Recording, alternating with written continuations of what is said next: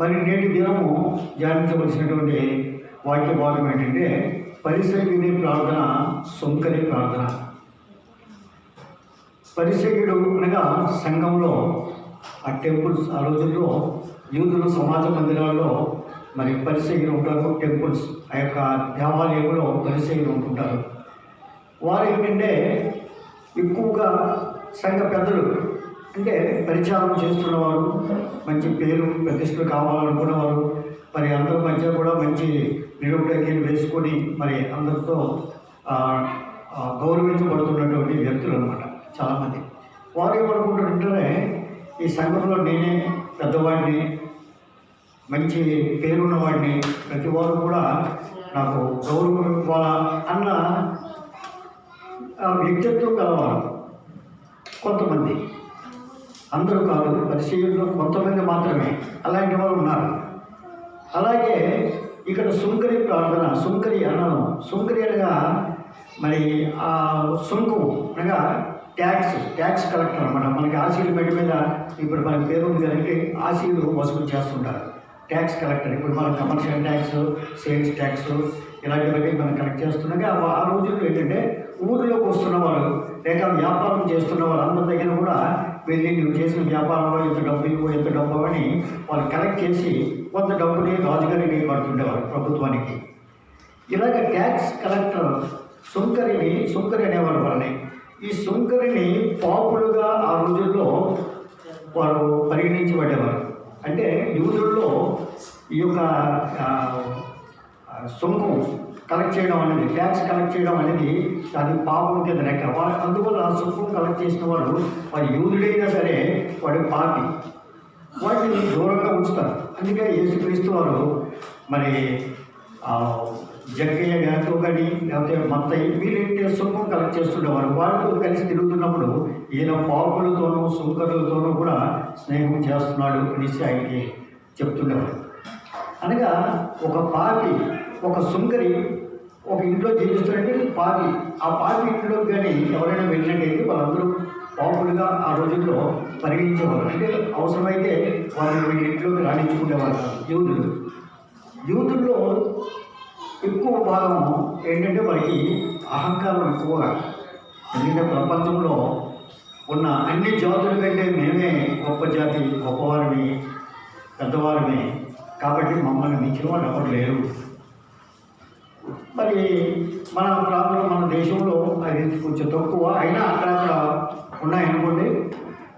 అలాగా యూదులు ఏంటంటే ప్రపంచంలోనే మేము పెద్ద జాతి అనుకుంటారు. వాళ్ళలో ఎవరైనా సరే ఈ సుంకం కలెక్ట్ చేసినట్టయితే వాళ్ళని పార్టీ కింద వాళ్ళని సమాజంలోంచి అంటే వారి పిల్లలకి రానివ్వకుండా వారు వేరుగా ఉంచేవారు. వాళ్ళు యూదుడైనప్పుడు కూడా వాళ్ళు మాత్రం ఈ ట్యాక్స్ కలెక్ట్ చేయడానికి వీల్లేదు. అయితే ఇక్కడ మన దేవుని ఆలయంలోకి ఇద్దరు వచ్చినట్టుగా యేసుక్రీస్తు వారి ఇది ఉపమాన రీతిగా చెప్పాడు. ఆయన నిజంగా అక్కడ జరిగిందని కాదు, కానీ నాకు జరుగుతున్నాయి, కానీ ఆయన ఉపమాన రీతిగా ఈ యొక్క విషయాన్ని చెప్పారు. ఇద్దరు కూడా ఒకే మారు దేవుని ఆలయంలోకి వచ్చారు. వస్తున్నప్పుడు ఈ యొక్క వారి తాలూకా ఈ పరిసయ్యుడు ఎలా ఉందంటే మంచి ఆడంబరంగా చాలా ప్రౌడ్నెస్ కనిపిస్తుంటుంది. అతను తాలూకా దీంట్లో వచ్చి దేవుని ఆలయంలో వచ్చినప్పుడు ఆయన దేవుడు ప్రార్థన చేస్తున్నాడు. ఏమని ప్రార్థన చేస్తున్నాడంటే లూకాసు వార్త 18వ అధ్యాయము 9 నుండి 14. ప్రార్థన చేయడానికి ఇద్దరు మనుషులు దేవాలయంలోకి వెళ్ళింది. వారిలో ఒకడు పరిసయ్యుడు, ఒకడు సుంకరి. పరిసయ్యుడు నిలబడి దేవుడికి అడుగుతున్నాడు, దేవా, నేను చోరులను, అన్యాయస్తులను, వ్యభిచారులనైనా ఇతర మనుషుల వలె కాకుండా అయినను ఈ సుంకరి వలెనైనాను ఉండనందుకు నీకు కృతజ్ఞతాస్తులు చెల్లించున్నాను. అక్కడే సుంకరి కూర్చొని ఇక్కడ ప్రార్థన చేస్తాడు. అట్లా ఏంటంటే చెయ్యి పెట్టి చూపిస్తాడు. ఈ సుంకరి వల్ల కూడా నేను లేను అంటే చాలా హీనమైన వాడు. సుంకరి అంటే చాలా హీనమైన వాడు అనేసి వాళ్ళ దృష్టిలో చాలా తక్కువ వాడు, పాపి. ఈ పాపిలాగా కూడా నేను లేను. ఎందుకంటే నేను మా గొప్పవాడిని, చాలా గొప్ప కార్యాలు చేశాడు. ఏం చేశాడంటే వారంలో 2 మార్లు ఉపవాసం ఉంటున్నాడు. వారానికి 2 మార్లు ఉపవాసం ఎందుకు ఉంటున్నాడు? తర్వాత నా సంపాదన అంతటిలో 10వ వంతు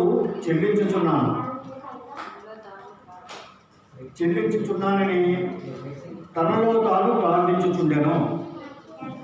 ఇది 10వ వంతు నేను ఇస్తున్నాను దేవుడికి, ఇదిగో నీకు ఇస్తాను, ఇదిగో 10వ వంతు ఎంత ఇస్తున్నాను నా సంపాదన తట్టు. ఎందుకంటే దేవుడు కావాల్సింది మనకు తెలుసు, ఉదయం కావాలి, కానీ నీకు 10వ వంతు ఇచ్చేసాను కాబట్టి నా ఉదయం అక్కర్లేదు, ఇదిగో నీ డబ్బు నీకు ఇచ్చేసాను అంటే ఇక్కడ దేవుడి ఆలయంకి రావడం ఏంటంటే 10వ వంతు ఇవ్వడానికి కానీ డబ్బులు ఎదురు నేనంత 1000 రూపాయలు 2000 10,000 50,000 ఇచ్చాననేది కాదు, కానీ ఉదయం కావాలన్నది యేసుక్రీస్తు వారు చాలా చోట్ల ఉపమాన రీతిగా కూడా చెప్పాడు. మరి నా 10వ వంతు ఇస్తాను. ఒక చోట ఏమన్నాడు? పాత నిబంధన గ్రంథంలో ఆయన ఈ యొక్క పాప పరిహారాల బళ్ళు 100,000 1000 అయినటువంటి పశువులు, గొర్రెలు, మేకలు ఇవన్నీ కూడా బలిగా, ఎందుకంటే వాళ్ళలో ఒక విధమైన మార్పు రావాలనే ఉద్దేశం మీద ఆయన ఆ యొక్క ధర్మశాస్త్రంలో అవన్నీ ఏర్పాటు చేశాడు. తర్వాత ఆయన చెప్పింది ఏంటంటే, నాకు మీరు 1000 గొర్రెలు ఇచ్చినా, మేకలు ఇచ్చినా, మంచి పశువులు ఇచ్చినా నాకు అనవసరం, నీ హృదయం నాకు కావాలా, నీ హృదయం నాకు కావాలా. అందువల్ల బళ్ళు ఎప్పుడూ ఆగిపోయి, పాత మందరిలో చాలా కాలం క్రితమే బళ్ళు ఆగిపోయి, కానీ ఆయన ఏమన్నాడంటే, మీ బళ్ళు నాకు ఎక్కర్లేదు, మీ హృదయం ఇస్తే చాలు, మీ డబ్బు కూడా అక్కర్లేదు, లక్షలు ఉండొచ్చు, కోట్లు ఉండొచ్చు. అందువల్ల దేవుని ఆలయంలో మనకి వస్తున్నప్పుడు అంటే మన హృదయాన్ని సమర్పించుకోవడానికి రావాలి. దేవుడికి కావాల్సినది ఒకటే, అంతేగాని నేను 1,00,000 రూపాయలు పెట్టి ఈ యొక్క సంఘాన్ని కట్టాను, లేకపోతే బిల్డింగ్ 50 లక్షలు పెట్టి కట్టించాను. చాలామంది ఏం చేస్తుంటే తన పేరు మీద పెద్ద పెద్ద బిల్డింగ్లు కూడా కట్టిస్తూ ఉంటారు. నా పేరు మీద కుతుబ్ మీనార్, లేకపోతే ఆగ్రాలో ఉన్నటువంటి ఆ యొక్క ఆ బిల్డింగ్, తాజ్ మహల్, ఇవన్నీ ఏంటంటే తన భార్య పేరు మీద, జ్ఞాపకం పేరు మీద కట్టుకుంటారు. కానీ అది ఎన్ని లక్షలు పెట్టి ఖర్చు పెట్టినా అది దేవుడికి కావాల్సింది ఏంటంటే, నీ హృదయం నాకు ఇచ్చావో లేదో అడుగుతావు. నీ హృదయాన్ని నాకు ఇచ్చావు, నా హృదయం దూరంగా. అందువల్ల చాలామంది ఏం చేస్తుంటారంటే ఈ యొక్క కారకులు కానీ లేకపోతే దేవుడికి ఇవ్వవలసింది కానీ చాలా రహస్యంగా ఇస్తుంటారు. అది దేవుని గ్రంథంలో చెప్తుంది. ఈ రోజుల్లో ఏంటంటే రహస్యంగా ఇవ్వడం కాకుండా ప్రత్యేకంగా అంటే బాహారంగా ఇస్తున్నారు. అది మంచిది, ఎందుకంటే ఒకరు ఇచ్చినప్పుడు రెండో వారు కూడా ఇస్తారు. ఆ విధంగా సంఘం అభివృద్ధి పొందుతుంది. అందువల్ల కొంచెం ఎంకరేజ్ చేసే ఉద్దేశం మీద ఇవ్వబడుతున్నాయి. కానీ ఏం చేసింటే ఈ 10వ వంతు అన్న మాట అది పాత నిబంధనలో మనం చెప్పబడినప్పుడు కూడా అంతకంటే ఎక్కువ ఇవ్వచ్చు అనేది కొత్త నిబంధనలో ఉంది. నీకు కలిగి ఉన్న ప్రకారం అంటే ఎంత ఇవ్వగలిగితే అంత ఇవ్వచ్చు. కొందరు 50వ వంతు ఇవ్వచ్చు, కొందరు 75వ వంతు ఇవ్వచ్చు, కొందరు 10వ వంతు ఇవ్వచ్చు, కొందరు 20వ వంతు ఇవ్వచ్చు.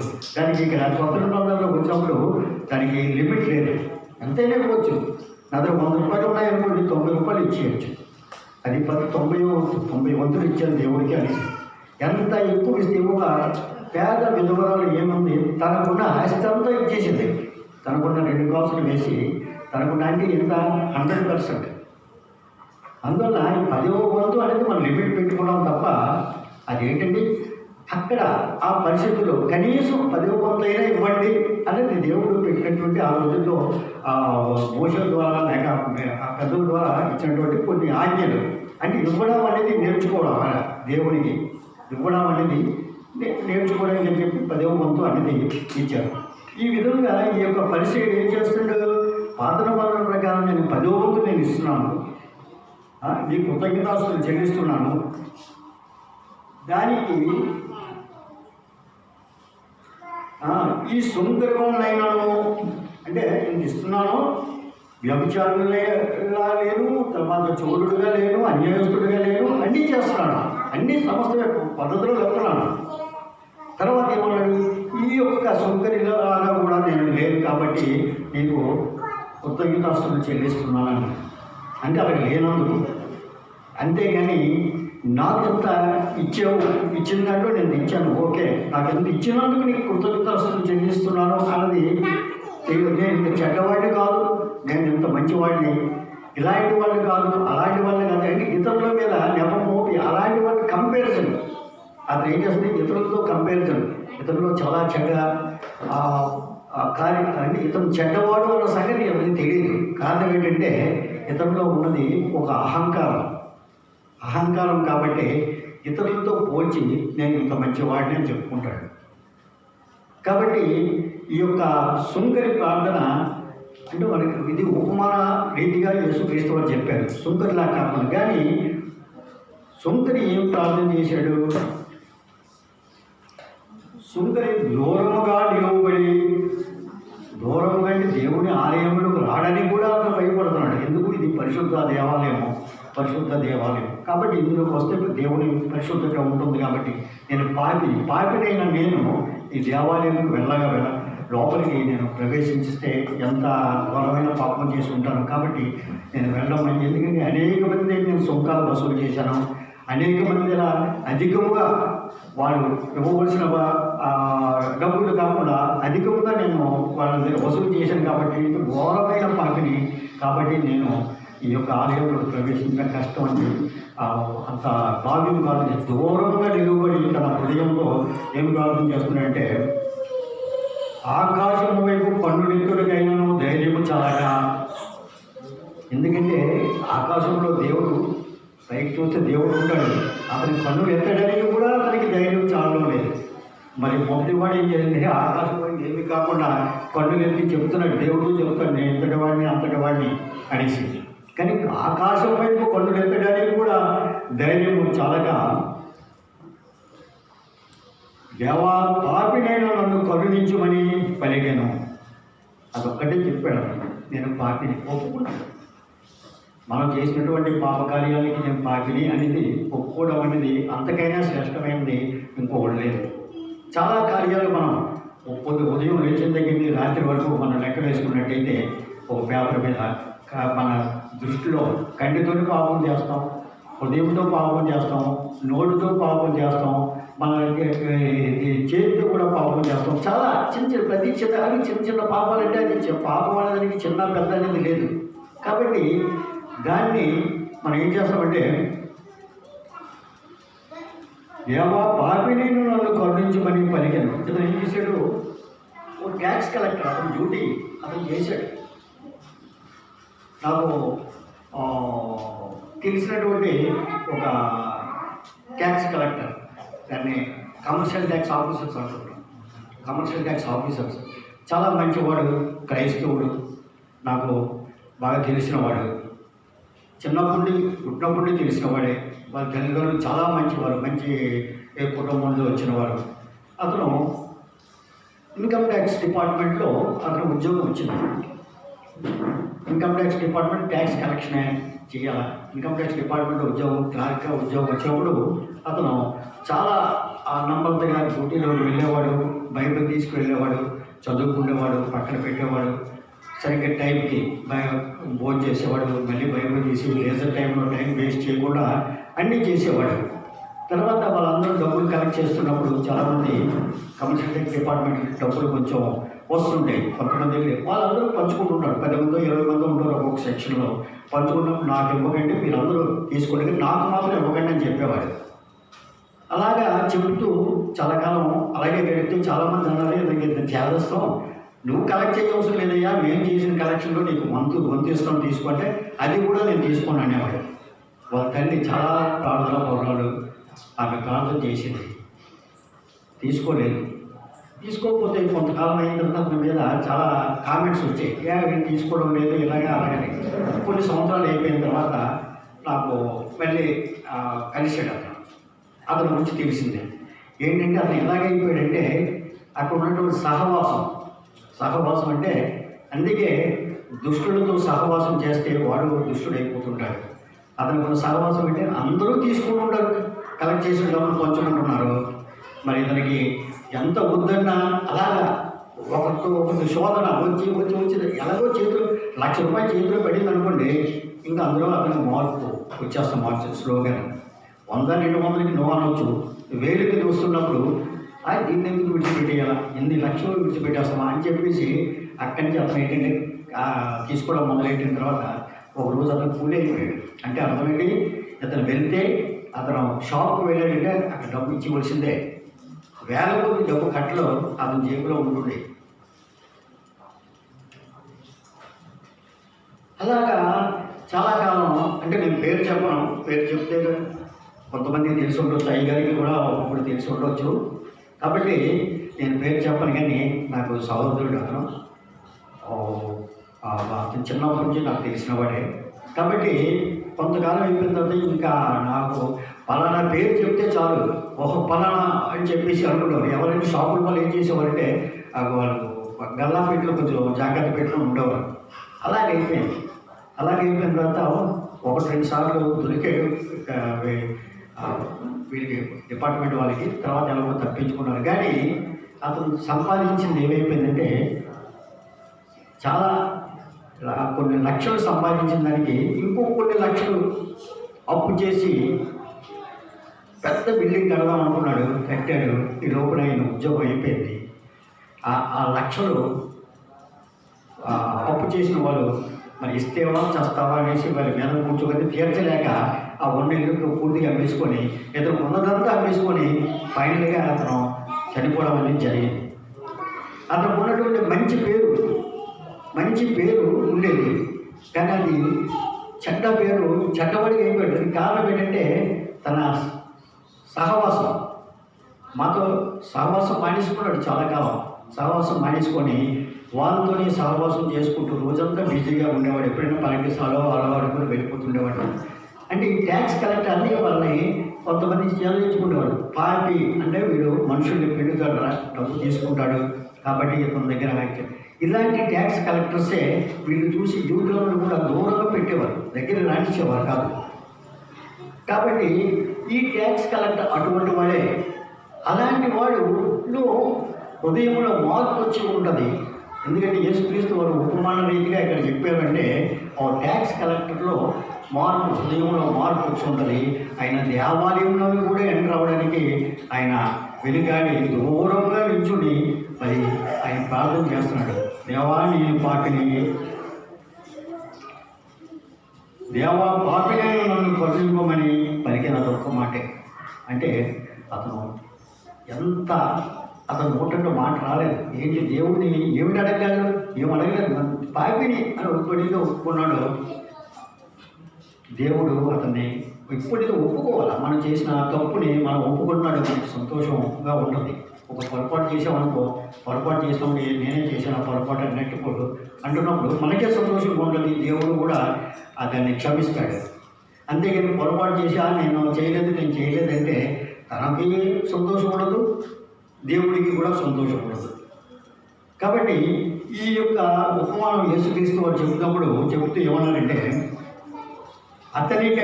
అతనంటే ఈ యొక్క పరిసయ్యుడి కంటే ఈ సుంకరి నీతిమంతుడుగా తీర్చబడ్డాడు.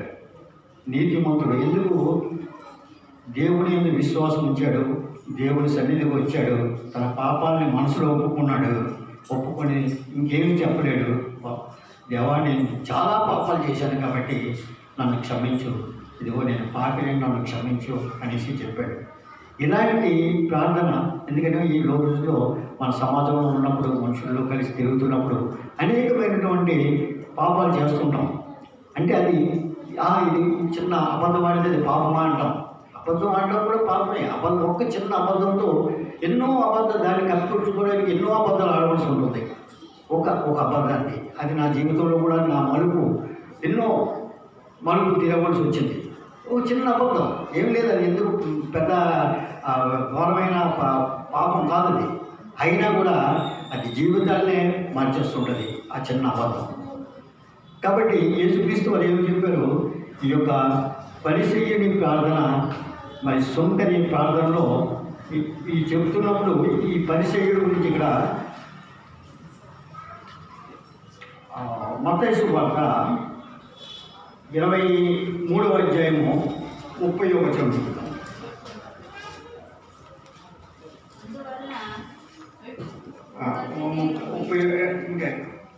అయ్యో వేషధారులైన శాస్త్రులారా, పరిసయ్యులారా, మీరు ప్రవక్తల సమాధులను కట్టించుచు నీతిమంతుల గోరీలను శృంగారించుచు మనము మన పితరుల దినములలో ఉండిన ఎడల ప్రవక్తల మరణ విషయంలో వారితో పాలివారమై ఉండకపోదుమని చెప్పుదురు. ఇక అప్పుడు అక్కడ ఉన్నటువంటి పరిశీలు శాస్త్రులు చాలామంది యేసుక్రీస్తు వారి చుట్టూ అక్కడ నిలబడి ఉన్నారు. ఈయన ఏం చెప్తే విందామనేసి వాళ్ళతో ఏం చెప్తున్నారంటే, వీళ్ళు చెప్తున్నారు, మేము ఆ రోజుల్లో ప్రవక్తల్ని చాలామంది చంపారు, చాలామంది ప్రవక్తల్ని మరి ఈ ప్రజలు చంపేశారు. ముఖ్యంగా చంపిన వాళ్ళు యూదులైన వారే. అయినా ఆ రోజుల్లో అంటే ఇప్పుడున్న ప్రజలు చెప్తున్నారు, ఆ రోజుల్లో మేము ఉన్నట్టయితే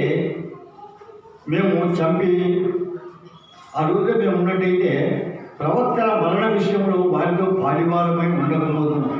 అంటే వాళ్ళు చంపారు కాబట్టి మేము కూడా వాళ్ళతో కలిసి వాళ్ళని చంపి ఉండకపోతున్నాం. కాబట్టి మేము ఇప్పుడు నీతిమంతులమే. కారణం ఏంటంటే ప్రవక్తలని మేము చంపలేదు కాబట్టి మేము నీతిమంతులమే. అయితే వీళ్ళు ఏం చేస్తారు, ఆ రోజుల్లో చంపినటువంటి ప్రవక్తల సమాధుల్ని వాడి గోరీలను శృంగారించుచు, అంటే గోరీలు అంటే సమాధులు కడుతున్నారు. కాబట్టి నీట్గా ఎత్తైన సమాధులు కట్టేస్తుంటారు చాలామంది. ఎత్తుగా ఎంతో నీట్గా ఉండాలని, దీని మీద అందరూ చూడాలనేసి సమాధులు కడుతూ మేము ఎంత నీతిమంతులమే. కాబట్టి ఎందుకంటే సమాధులు మేము కడుతున్నాం, తర్వాత ప్రవక్తల సమాధులు కడుతున్నాం, ఇవన్నీ కడుతున్నాం కాబట్టి మేము నీతిమంతులమే. ఎందుకంటే ఆ రోజుల్లో ఈ ప్రవక్తల్ని మా పిల్లలు పూర్వం ఉన్నవాళ్ళు చెప్పారు కాబట్టి మేము కడుతున్నాం కాబట్టి మేము నీతిమంతులమే అని చెప్తున్నారు వీళ్ళు. అయితే మేము పారివారమై ఉండకపోదు, ఆ రోజుల్లో మేము ఉంటే మేము పారివారమై ఉండకపోదు అంటాం. కానీ యేసుక్రీస్తు వారు ఏం చెప్తున్నా, అందువల్లనే మీరు ప్రవక్తలను చంపిన వారి కుమారులై ఉన్నారని మీ మీద మీరే సాక్ష్యము చెప్పుకొచ్చున్నారు. ఆ రోజుల్లో ప్రవక్తలను చంపిన వాళ్ళు ఎవరు? వీళ్ళు తల్లిదండ్రులే, పితరులు అంటే తల్లి. వాళ్ళ పిల్లలు ఎవరు? దొంగవాడి కొడుకు దొంగ అని చెప్తున్నారు కదా. ఆ రోజుల్లో ప్రవక్తలు చంపారంటే మీ తల్లిదండ్రులు చెప్పారంటే మీరు ఆ వంశం నుంచి వచ్చిన వారే, మీరేమీ నీతిమంతులు కాదు. నీతి అనేది ధర్మశాస్త్రం ప్రకారం ఏంటంటే దానికి ఒక పద్ధతిలో పెట్టారు. ఆ పద్ధతి ప్రకారం నడుచుకున్న వాళ్ళందరూ నీతిమంతుడు అని వాళ్ళు అనుకుంటుండేవారు. ఒక పద్ధతి. ఏదో వారానికి 2 సార్లు 3 సార్లు దేవుని ఆలయంకి రావాలా, ప్రార్థనలు చేయాలా, 10వ వంతు ఇవ్వాలా, అన్నింటిలోనే ఇలా చేయాలా, అలా చేయాలి. ఒక పద్ధతి ప్రకారం అన్నీ విలువలుంటాయి. అది నీతిమంతుడుగా. కానీ యేసుక్రీస్తు వారు ఇక్కడ ఏమంటున్నారంటే, మీరును మీ పితరుల పరిమాణము పూర్తి చేయండి. సర్ప సంతానమా, నరక శిక్షను మీరు ఎలాగో తప్పించుకుందరు. అందుచేత ఇదిగో నేను మీ యొద్దకు ప్రవక్తలను, జ్ఞానులను, శాస్త్రులను పంపుచున్నాను. మీరు వారిలో కొందరిని చంపి శిలువ వేయుదురు, కొందరిని మీ సమాజ మందిరంలో కొరడాలతో కొట్టి పట్టణం నుండి పట్టణంలోకి తరుగుదురు. నీతిమంతుడైన హేబెలు రక్తం మొదలుకొని బలిపీఠం వరకును దేవాలయములకు మధ్య మీరు చంపిన బలికి కుమారులకు జకరియా రక్తం వరకు భూమి మీద చిందింపబడిన నీతిమంతుల రక్తమందు మీ మీదకి వచ్చును. ఈ తరము వారికి ఇవన్నీ ఈ తరము వారికి వచ్చని మీతో నిశ్చయంగా చెబుతున్నాను. ఇవన్నీ ఏంటంటే ఎప్పుడో గోరీలు కట్టాము, ప్రవక్తలు చంపారు, ఇలా చెప్పారని కాదు. ఇప్పుడు మీ తరము వారు కూడా అదే చేస్తారు. ఎందుకంటే మనకి తర్వాత ఈ అపోస్తల కార్యంలో తర్వాత ఈయన పౌలు గారు రాసినటువంటి పత్రికల్లో చూసినట్టయితే మరి శ్రమణాన్ని మరి వాళ్ళని ప్రవక్తలు చంపిన వాళ్ళు, ఈ దేవుని వాక్యాన్ని బోధించే వాళ్ళు చంపిన వాళ్ళు ఎవరు? వీళ్ళే, యూదులైన వారే, ఇంకెవరు కాదు. యూదులు కాని వారు ఎవరు కాదు. కాబట్టి మీరు చేసేది ఏంటంటే చాలామందిని సిలువ వేస్తారు. యేసుక్రీస్తు వారిని సిలువ వేశారు. ఆయనే చెప్తున్నారు, సమాజ మందిరంలో దూరి వాళ్ళని కొట్టి ఒక ఊరిని ఇంకొక ఊరికి తరిమి వారి మీద పగబెట్టుకుని తరిమి వాళ్ళని చంపుతారు. మీరే మరి యేసుక్రీస్తు అవన్నీ మనకి తర్వాత మన అపోస్తల కార్యంలో చదివినట్టయితే, ఇంకా తర్వాత పత్రికలో చదివినట్టయితే ఇవన్నీ యేసుక్రీస్తు ఇప్పుడు చెప్పినవన్నీ ఈ యొక్క ఎవరు చేస్తున్న ఇవన్నీనో ఈ యొక్క వీళ్ళే, ఈ పెద్దలు అనగా ఈ శాస్త్రులు, పరిచయులు శాస్త్రులు పరిచయులు వేషధారులారా అని చెప్తున్నారు. ఈ శాస్త్రులు పరిచయులు ఇంకా మామూలు ప్రజలు సాధారణమైన ప్రజానీకం గురించి కాదు. వీళ్ళు ఏంటంటే ఎక్కడ యేసుక్రీస్తు వారు ఏంటి మాట్లాడితే అక్కడికి వచ్చి అందరూ తప్పు ఎదుగుదామనేది వాళ్ళు చూస్తుంటారు. వాళ్ళు చేస్తున్నటువంటి ఈ యొక్క తప్పులు మరి ఇవి నెరవేరు మనకు తెలుసు. పేతురు గారిని చెరసాలలో బంధించి ఆయన ఉదయాన్నే మరి ఆయన ఏం చేస్తారో తెలియదు, వృద్ధి తీస్తారో చంపేస్తారో ఏం చేస్తారో తెలియదు. అలాంటప్పుడు ఆ రాత్రి వేళ మరి సంఘము ప్రార్థిస్తున్నప్పుడు ఈ పేతురు గారి చేతులకు ఉన్నటువంటి కాళ్ళకు ఉన్నటువంటి సంఖ్యలు విడిపోయి ఆయన బయటికి వచ్చారు. వచ్చిన తర్వాత సంఘం దగ్గరికి వెళ్ళారు. ఆ రాత్రి అంతా వాళ్ళు ప్రార్థన చేస్తున్నారు, మిడ్ నైట్ వెళ్ళారు. అయితే ఇది ఈ యొక్క పేతురు గారు దైవ సేవకులు ఈయన చంపడానికి ముందే ఏర్పాటు చేసుకున్నారు. వీళ్ళందరూ కూడా ఈ పరిచయులు శాస్త్రులు కూడా సమాజ మందిరంలో తీసుకుని వెళ్ళి ఈయన చంపేద్దాం అనుకుంటారు. కానీ అక్కడ ఆయనతో ఇంకా చేయవలసిన పనులు చాలా ఉన్నాయి కాబట్టి పేతురు చేయవలసిన పనులు దేవుడు ఏం చేసిండే ఆ విధంగా ఆయన్ని రక్షించడం అనేది మనకి జరిగిన చేస్తున్నాం. ఇదంతా యేసుక్రీస్తు వారు బ్రతికుండగా ఇవన్నీ చెప్తున్నారు. చెప్పినవన్నీ కూడా జరగవలసినవన్నీ చెప్తున్నారు, జరిగినవి కూడా చెప్తున్నారు.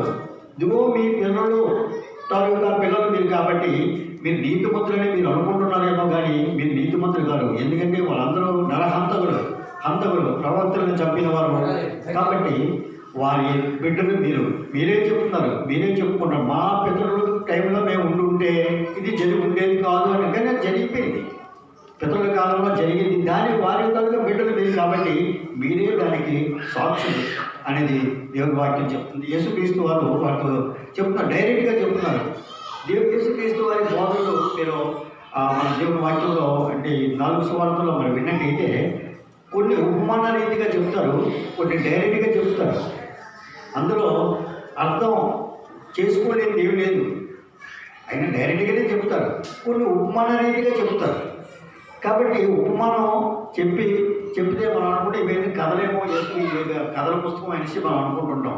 కానీ అది మన గురించి చెప్పినట్టే మనలో మార్పు రావాలన్న ఉద్దేశం మీద ఆయన చెప్పినటువంటి ఈ యొక్క ఉపమానాలు. మరి ఈ రోమపత్రిక 3వ అధ్యాయము, రోమపత్రిక 10వ అధ్యాయము 3వ వచనం ఒకసారి చూద్దాం.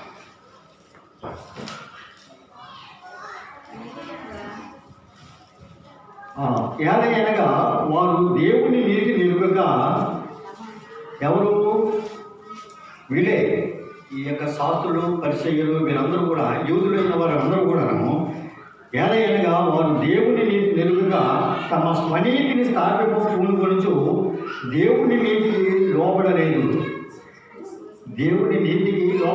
వీళ్ళేంటి స్వనీతి అంటే మేము వారికి 2 సార్లు ఉపవాసం చేస్తాం, మేము 10వ వంతు ఇస్తున్నాం, మేము వీళ్ళకి ఇచ్చేసాం, అవి చేసాం, గోరీలు కట్టించాం, పెద్ద సమాధులు కట్టించాం, పెద్ద బిల్డింగ్లు కట్టించాం, దేవుని ఆలయం ఇస్తాం, అవి ఇస్తాం అంటే వాళ్ళు వాళ్ళ గొప్పతనం వాళ్ళు చెప్పుకుంటున్నారు. అది స్వనీతి. ఆ స్వనీతిని స్థాపింపు పూనుకొచ్చు దేవుని నీతికి లోబడలేదు. దేవుని నీతి ఒకటి ఉంది, అది ఏమిటంటే విశ్వసించు ప్రతి వానికి, అంటే దేవుని యందు యేసుక్రీస్తునందు విశ్వసించు ప్రతి వానికి నీతి కలుగుటకై క్రీస్తు ధర్మశాస్త్రమునకు సమాప్తి ఉన్నాడు. ధర్మశాస్త్రంలో చాలా నువ్వు నీతిమంతుడిగా ఉండాలంటే ఇవి చెయ్యు, అవి చెయ్యు అని చాలా ఉన్నాయి. అవన్నీ చేసి నేను నీతిమంతుడిని అనుకుంటే ధర్మశాస్త్ర ప్రకారం నువ్వు నీతిమంతుడివే, కానీ దేవుని దృష్టిలో అది నీతిమంతుడుగా నువ్వు తీర్చబడవు. దేవుడు ఇది ఈ లోక సంబంధమైనటువంటి నీతి. వీడు మంచివాడు, వీడికి 2 మార్కులు వచ్చాయి, 100కి 90 మార్కులు వచ్చాయి, అన్ని బాగానే వచ్చాయి, 100కి 100 మార్కులు వచ్చాయి. ఈ లోక సంబంధంగా నీతి, వీడు నీతిమంతుడు అనేది మనం సర్టిఫై చేసి ఇచ్చేస్తుంటాం. అది ఈ లోక సంబంధంగా. ధర్మశాస్త్రం అంటే ఈ లోక సంబంధమైంది, ధర్మశాస్త్రం ప్రకారం ఈ లోక సంబంధమైంది. కానీ దేవుని నీతి విశ్వసించు ప్రతి వానికి నీతి కలుగుటకై క్రీస్తు ధర్మశాస్త్రమునకు సమాప్తి ఉన్నాడు. యేసుక్రీస్తు వచ్చిన తర్వాత ధర్మశాస్త్రాన్ని సమాప్తం అయిపోయి ధర్మశాస్త్రం ప్రకారం మన నీతిమంతులుగా తీర్చబడడానికి ఏం లేదు. ఇప్పటికీ మరి యూదులు ఇశ్రాయేల్ దేశంలో అక్కడ ఉన్నటువంటి యూదు మతాన్ని అవలంబిస్తున్న వారు ధర్మశాస్త్రం ప్రకారమే నీతిమంతులుగా వారు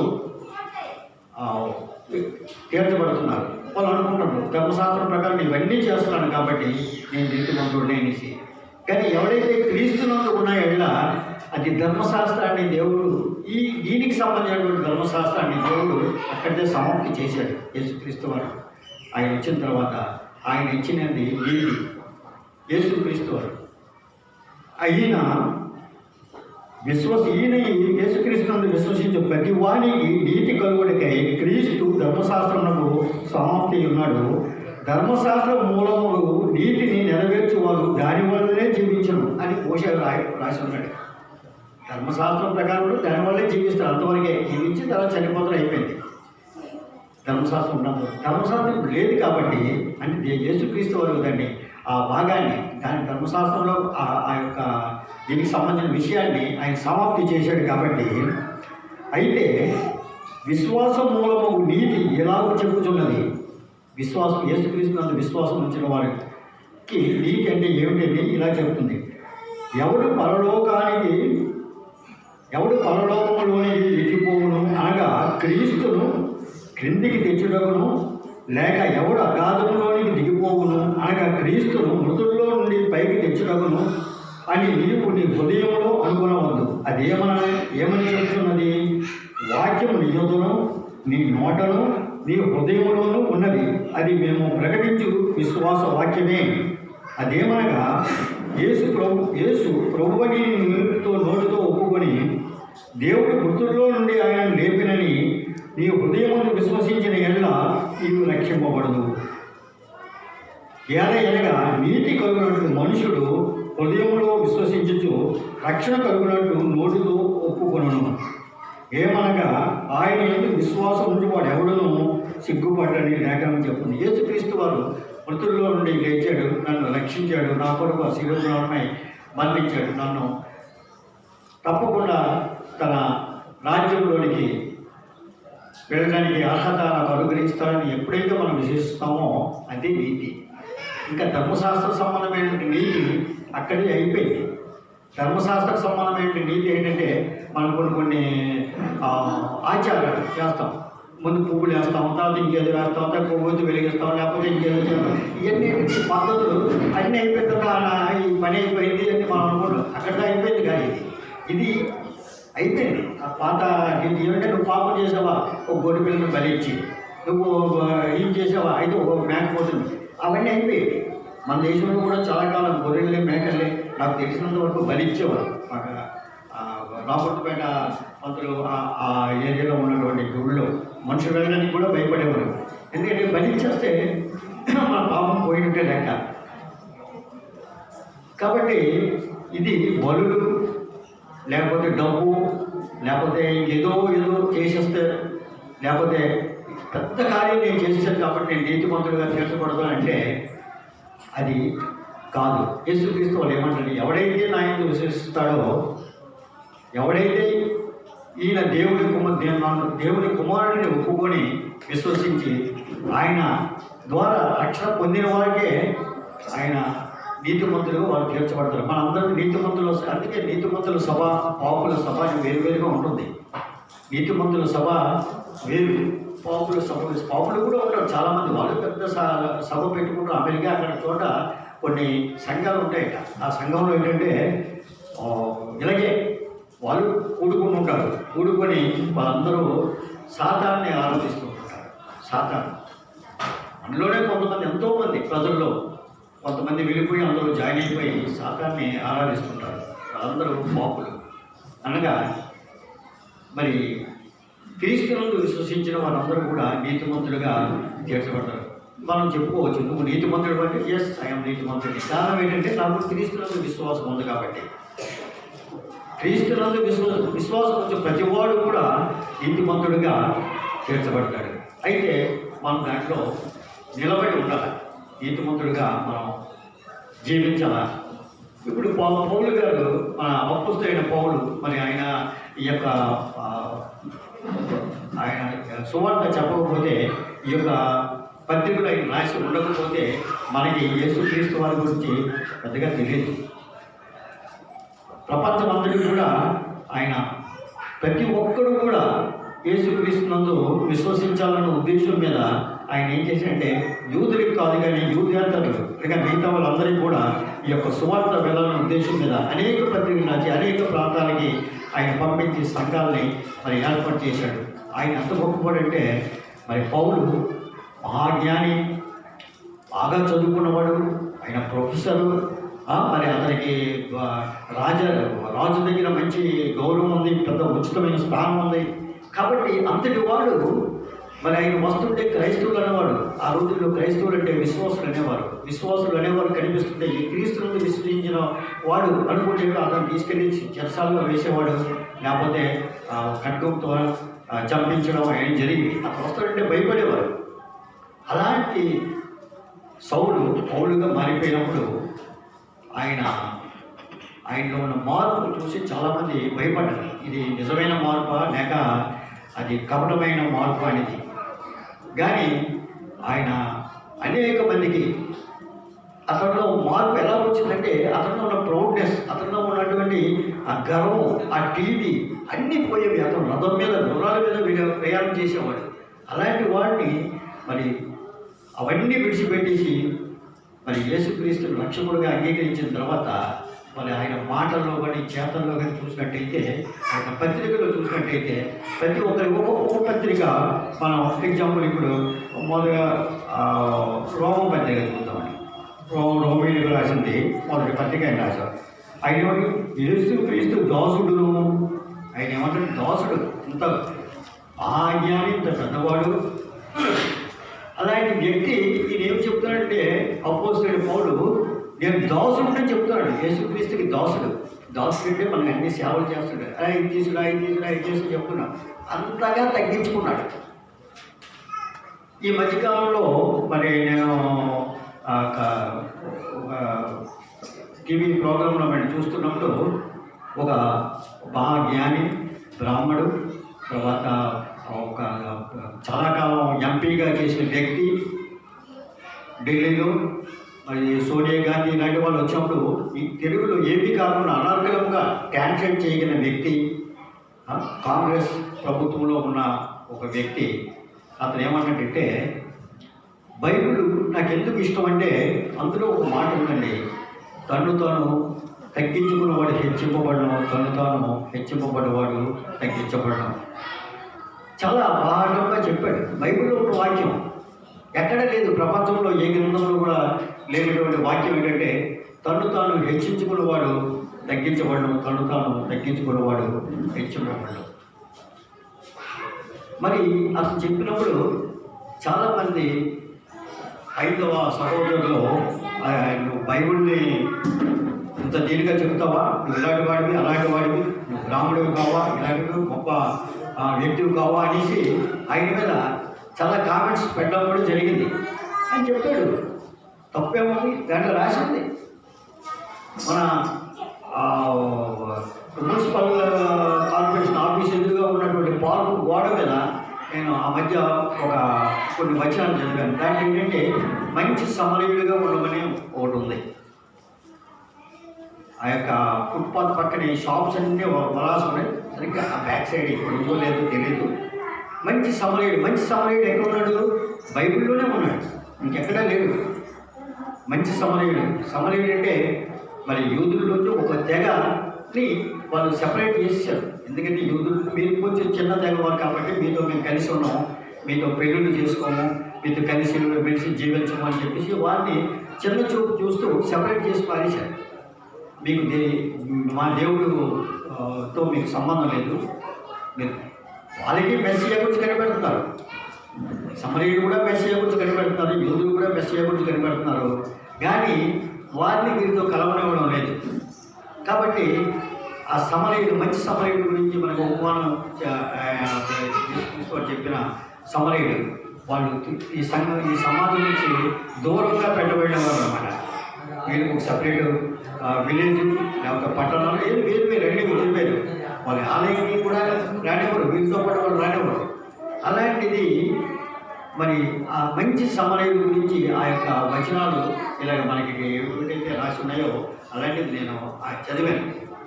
అది పూర్తిగా నేను చదవలేదు, మంచి సమయంలో మన బైబిల్లోంచి అది ఎవరు పంపించేది ఎప్పుడు పోయింది అక్కడ మన పార్లమెంట్లో మన ప్రభుత్వం వారి చేత ఎప్పుడు వైద్యనే కొన్ని మంచి సూక్తులు ఎప్పుడు వైద్యనే ఈ గోడల మీద రాయడానికి వారు పర్మిషన్ ఇస్తుంటారు. కాబట్టి అపోస్తలుడైన పౌలు ఇంతటి వాడు అతనికి ఉన్నటువంటి అహంకారాన్ని సమస్తం కూడా విడిచిపెట్టి ప్రతి విషయంలో కూడాను ఏమన్నాడు, యేసుక్రీస్తు దాసుడును అపోస్తలుడుగా ఉండుటకు పిలువబడిన వాడును దేవుని సువార్త నిమిత్తము ప్రత్యేకింపబడిన వాడినైనా పౌలు రోమాలో ఉన్న దేవుని ప్రియులందరికీ అనగా పరిశుద్ధులందరికీ శుభమని చెప్పి రాయింది. పూర్వకాలంలో మనం ఏం చేసేవారు అంటే ఎవరికైనా ఉత్తరాలు రాస్తే పోస్ట్ కార్డ్స్ ఉండేవి. పోస్ట్ కార్డ్స్ ఎక్కువగా రాసేవారు పూర్వకాలంలో. పోస్ట్ కార్డు రాస్తున్నప్పుడు నాకు ఎక్కువ జ్ఞాపకం ఏంటంటే మా పిన్ని వారు నెల్లూరులో ఉండేవారు. మా కుటుంబంతో దూరంగా ఉన్నవారు వాళ్ళే నెల్లూరులో ఉండేవారు. మేము ఉత్తరాలు రాసేవారు. మా పిన్ని అంటే మన ఇప్పుడు పాస్టమ్మ గారి తల్లి గారు వారికి ఉత్తరం రాసిన దాని కార్డు మీద ప్రియమైన ఆంటీకి మిక్కిడి ప్రేమతో కుమారుడు లేకపోతే మా మదర్ అయినా రాసి మేమందరం క్షేమం, మీరు కూడా క్షేమం ఉండాలని కోరుతున్నాము ఇలా రాస్తే ఇట్లు ప్రేమ వందనములతో కుమారుడు కుమార్తె అని. అంటే స్టార్టింగ్ ఎండింగ్ కూడా మంచి వాక్యాలు ఉండేవి. ప్రేమతో రాయి ఉత్తరం రాస్తూ ఇట్లు ప్రేమ వందనములతో. మరి అది ఎక్కడి నుంచి వచ్చింది? మనకి అలవాటు వచ్చినప్పటి నుంచి వచ్చింది ఏంటంటే దేవుని వాక్యం నుంచి వచ్చింది. ఇప్పుడు రోమిలకు రాసిన పత్రిక మొదట యేసుక్రీస్తు దాసుడును ఆయన రాసినప్పుడు ఇక్కడ దాని ఎండింగ్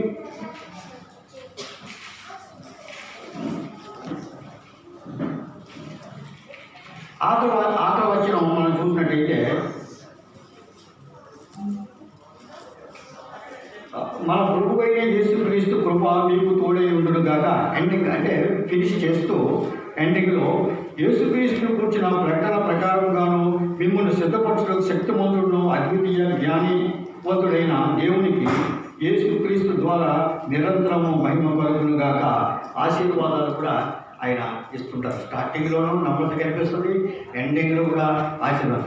అలాగే మన పక్కన నుండి కొరింథీ పత్రిక మనం చూసినట్టయితే దేవుని చిత్తము వల్ల యేసుక్రీస్తు యొక్క అపోస్తలుడుగా ఉండుటకు పిలువబడిన పౌలును పిలువబడ్డాడు. ఈ సేవ చేయడానికి పిలువబడిన వాడు. అంతేగాని నేను ఇంత గొప్పవాడిని, ఇంత ప్రొఫెసర్ని, ఇంత జ్ఞానం గలవాడిని, ప్రపంచం అంతటిని చదవగలిగిన వాడిని అనేది ఎక్కడ లేదు. ఈ స్టార్టింగ్లోనూ అలాగే ఉంటుంది. తర్వాత మన తండ్రి అయిన దేవుడి నుండి ప్రభువైన యేసుక్రీస్తు కృపా సమాధానం మీకు కలుగుడుగా స్టార్టింగ్లో ఉంటుంది. మళ్ళీ దాన్ని మన ఎండింగ్లో చూసినట్టయితే పౌలును నేను నా చేతితోనే 100 వచనములు రాయిస్తున్నాను. ఆయన ఎండింగ్ ఆ పత్రికలో మరి ఎండింగ్ కూడా అలాగా ఆయన రాసినటువంటి ప్రతి పత్రిక మనం చదివినట్టయితే స్టార్టింగ్లోనూ ఎండింగ్, ఈ ఫినిషింగ్, స్టార్టింగ్ అండ్ ఫినిషింగ్ ఎలా ఉంటుందంటే ఆశీర్వాదాలు మనకు కనిపిస్తాయి, మనకు నమ్మకత కనిపిస్తుంది, ఒబీడియన్స్ కనిపిస్తుంటుంది. అంటే ఎవరైనా యేసుక్రీస్తును విశ్వసించినట్టయితే ఆ యొక్క క్వాలిటీస్ ఆటోమేటిక్గా వచ్చేస్తాయి. అందుకే క్రైస్తవ సమాజంలో ఉన్నప్పుడు మన సహవాసాన్ని బట్టి ఆ యొక్క క్వాలిటీస్ మనిషిలో ఉన్నటువంటి క్వాలిటీస్ వచ్చేస్తుంది ఆటోమేటిక్గా మన భాషలో కానీ. అందుకే ఎలాంటి వారి ఇప్పుడు ఇంగ్లీష్ మీడియం చదువుతున్నారు పిల్లలు అనుకుంటే, లేకపోతే ఇంకెక్కడ చదువుతున్నారు, ఏదేమైనా తెలుగు సండే స్కూల్లో వచ్చిన బిడ్డలు తెలుగు బైబిల్ని అనాకలంగా వారు చదవగలరు, బాగా చదవగలరు. తెలుగులో బైబిల్ ఒకటే చదవగలరు. వాళ్ళ స్కూల్ అది బైబిల్ చదివిన వాళ్ళకి ఇంగ్లీష్ మీడియం చదివిన అక్కడున్న తెలుగు ఏమి కాకుండా వారు చదివిగలరు, రాయగలరు కూడా. చాలా చిన్న పిల్లలు UKG, first standard, second standard వాళ్ళు బైబిల్ చదవమంటే చాలా బైబిల్ వాక్యాలు చెప్తారు, బైబిల్ ఏమి కాకుండా చదువుతుంటారు. కానీ అక్కడ ఇంగ్లీష్ మీడియం చదువుతున్నటువంటి 5th క్లాస్ కానీ 6th క్లాస్ 7th క్లాస్ కానీ వాళ్ళకి ఉన్నటువంటి తెలుగు అన్ని సంవత్సరాలు తెలుగు చదువుతుంటారు, కానీ తెలుగు పూర్తిగా రాదు, బైబిల్ చదివినంతగా రాదు. దేవుడి వాక్యంలో అంత శక్తి ఉన్నది.